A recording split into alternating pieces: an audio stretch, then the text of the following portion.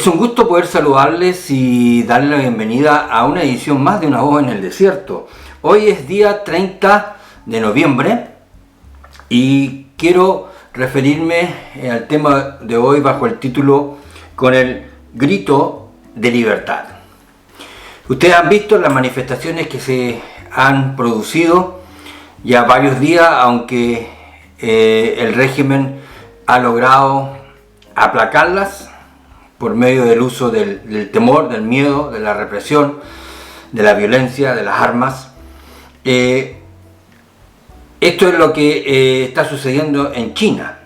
Y ustedes, si han visto las imágenes, las protestas son con folios o hojas en blanco. Esa es la forma que ellos tienen de protestar. No hay uso de, por lo menos en lo que se ve, no hay uso de violencia, de ataques, sino simplemente es sacar un papel en blanco. Ahora, usted puede escuchar el uso del lenguaje por parte de las autoridades chinas, donde a través de eso entonces logran dar fundamento a la forma como ellos están reaccionando a estas manifestaciones de la gente, que repito, es otra vez el uso del lenguaje. Entonces dicen que estas son manifestaciones hostiles, y después usan otros términos que en definitiva solamente está apuntando a que ellos puedan tener razones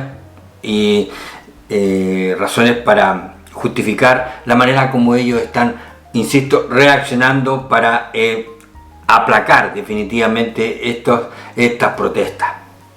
Dicen los analistas que el primer ministro, o en este caso el presidente, no puede arriesgar de nuevo a que se produzca un fenómeno similar a una Tiananmen, como lo que sucedió en la plaza de Tiananmen. Insisto, es de una tremenda valentía por parte de los chinos, porque incluso se han atrevido a pedir la dimisión del propio dictador del gobierno. Es interesante todo esto.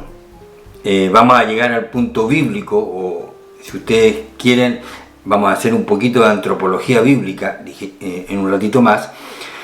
Simplemente querer en un sentido plantear, por ejemplo, que quienes inventaron o crearon, diseñaron, impulsaron las redes sociales, nunca imaginaron lo difícil que iba a ser, sobre todo para aquellos regímenes dictatoriales, como lo es el de China, la dificultad que en un sentido iban a tener de controlar. Es verdad que también les ha aportado la posibilidad de control, pero cuando ya se filman las manifestaciones, se filman estas protestas y salen al aire, ya es absolutamente imposible de controlar.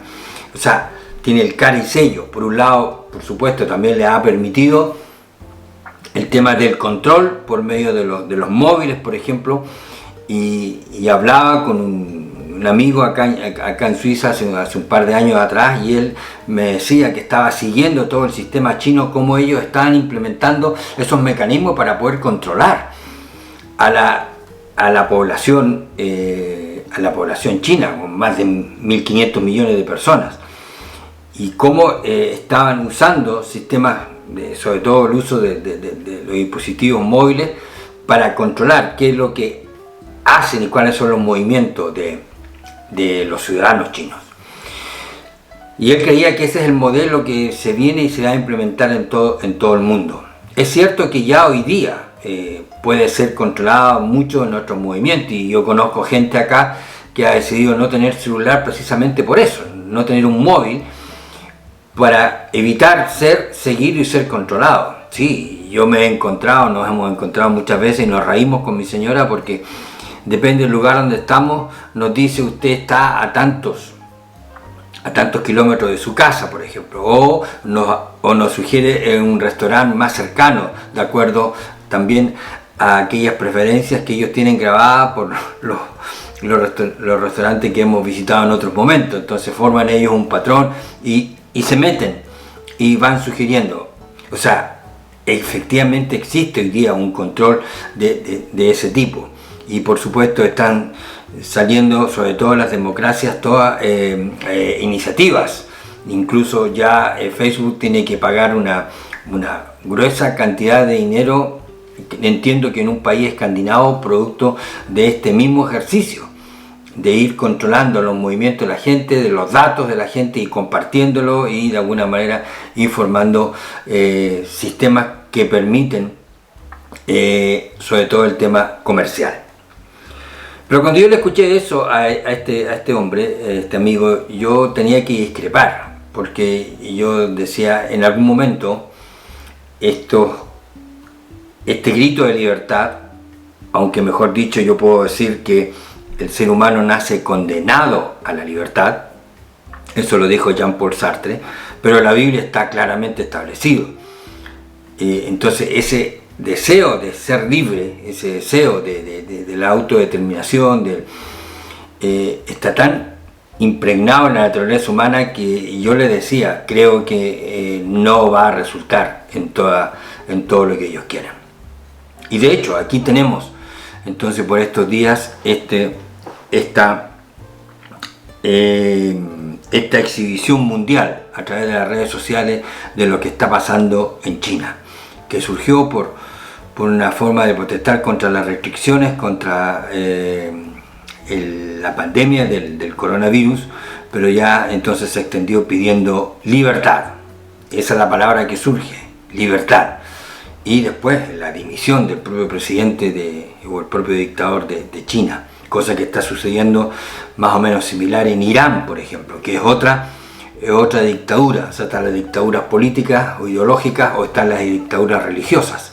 Y contra eso también la gente se revela. Claro, en el caso de Irán ya van cientos de muertos.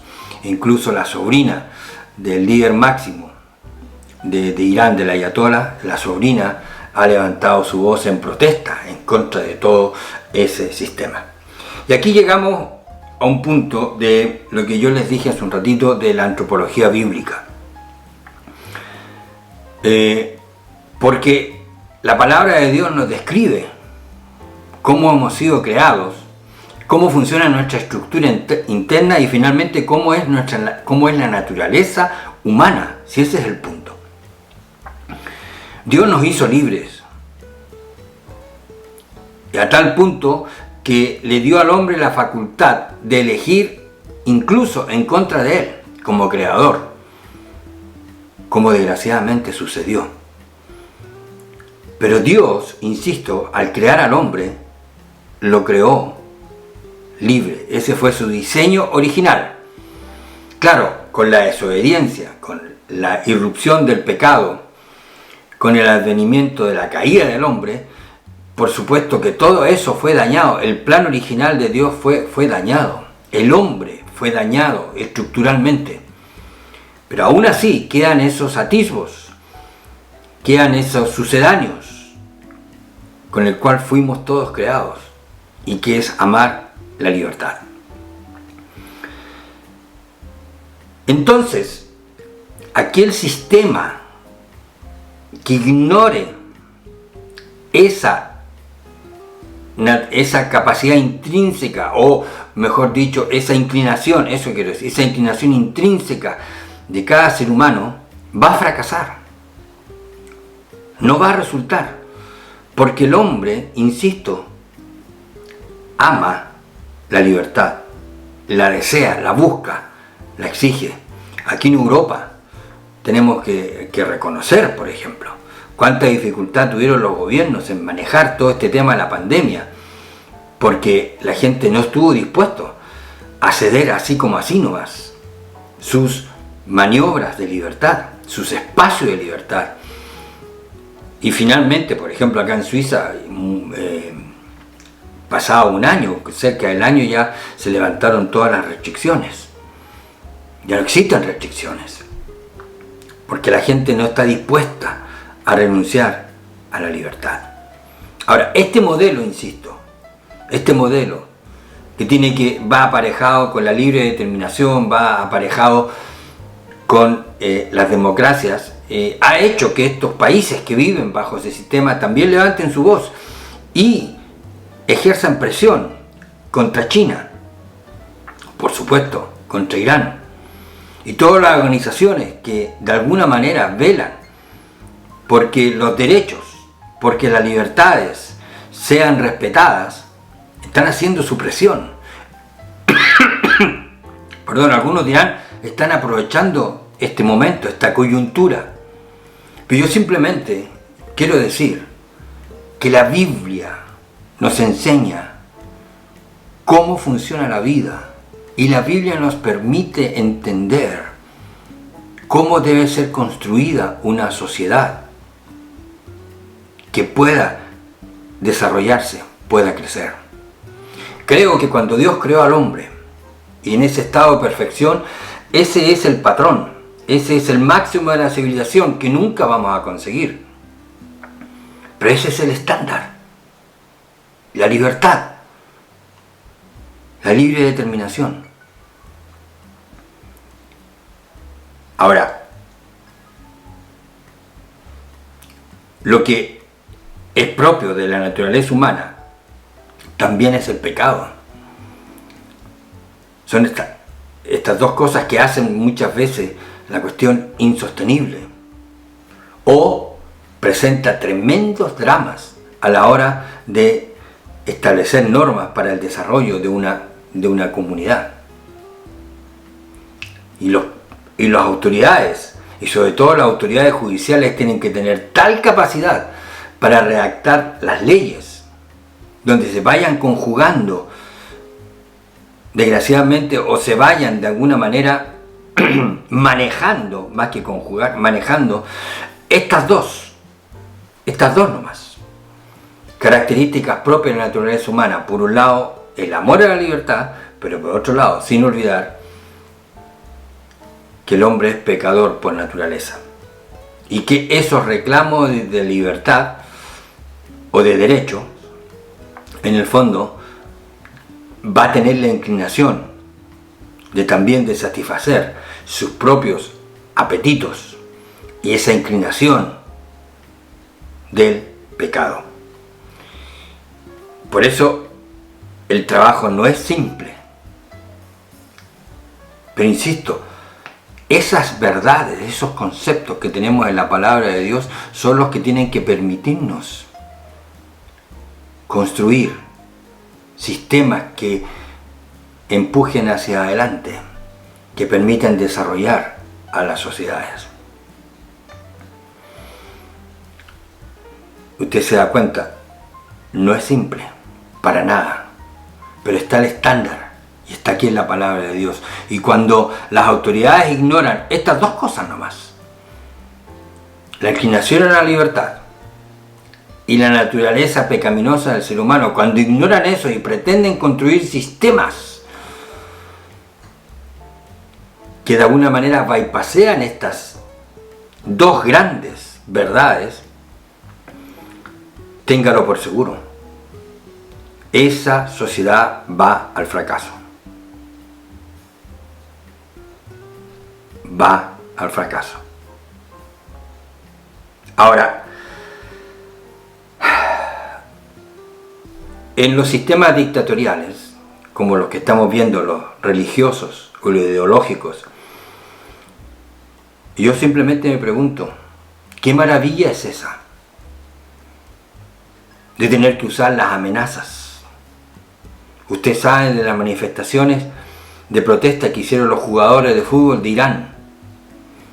¿Y sabe lo que hizo el régimen? Comenzó a amenazar a los familiares de estos futbolistas. Y las amenazas no son un juego de esta gente. Yo pregunto, ¿cuál es la maravilla de un sistema así? O en el caso ideológico en China, una represión absolutamente brutal, donde la orden es reprimir, acallar esos gritos de libertad. Yo lo único que digo, ¿cuál es la maravilla de eso? Y para mí, sistemas como esos solamente me muestran la incivilización, lo retrógrado, lo cavernario que se establece como sistema, donde usted tiene que usar el temor, las amenazas reales. En Irán está detenido un rapero que protestó contra el régimen y la sentencia es la horca desde una grúa para que todo el mundo lo vea. ¿Cuál es la maravilla de ese sistema? Insisto. Termino. Porque efectivamente, con que estas manifestaciones son una amenaza y se puede caer el sistema. Y en eso están las democracias, hay que reconocerlo. Las democracias están en eso, en que caigan todo tipo de dictadura, las religiosas o la ideológica. Ahora yo voy al finalizar esta entrega a pensar en cómo era que se manejaba Jesús en todo esto. Ustedes saben, el sistema ejercido por los fariseos tenía características similares. El control, las amenazas y también la represión. Ahora, ¿cuál era la propuesta de Jesús? Jesús simplemente apeló a la responsabilidad individual, a esos pequeños atisbos que quedan de libertad, para que cada uno evalúe qué quiere hacer con su vida, qué decisiones quiere tomar. Y Jesús apelaba a la libertad, apelaba a la responsabilidad individual. Incluso cuando mucha gente comenzó a irse entre aquellos que querían seguirlo, mucha gente se comenzó a ir. Juan capítulo 7, capítulo 8, véalo, revíselo. Jesús le dice a sus 12 discípulos, bueno, ¿queréis acaso iros también vosotros? Este es el momento, váyanse si quieren. Y Pedro dijo, bueno, ¿a quién iremos? Solo tú tienes palabras de vida eterna. Dios, nuestro Señor, apeló a la responsabilidad individual, porque por nuestra responsabilidad individual un día tendremos que pararnos y responder ante el juez de toda la tierra. Si no fuéramos responsables, no tendría sentido enfrentarse a un juicio. Y Jesús lo que hizo fue apelar a la responsabilidad individual, poner su mensaje al escrutinio de la gente, al escrutinio suyo, al escrutinio mío, y para que responsablemente decidamos cómo vamos a responder. Y por eso tendremos que ser juzgados por el uso de nuestra responsabilidad individual. Así que en el caso de Cristo no hubo represión, no hubo persecución, no hubo amenazas. Fue una propuesta a la libertad, a la responsabilidad individual. Y es lo que debemos exigir en todo el mundo. Ningún derecho más que la oportunidad de predicar el Evangelio, invitando a la gente para que responda responsablemente e individualmente. Si está interesado, aquí abajo puede dejar su comentario, puede dejar una pregunta, puede contactarse conmigo a través de el mail que está ahí, y si es su deseo también poder visitar la tienda de Amazon, donde encontrará mi primer libro, Maravillosamente Escondido. Ha sido un placer, cuídense y será hasta una próxima oportunidad.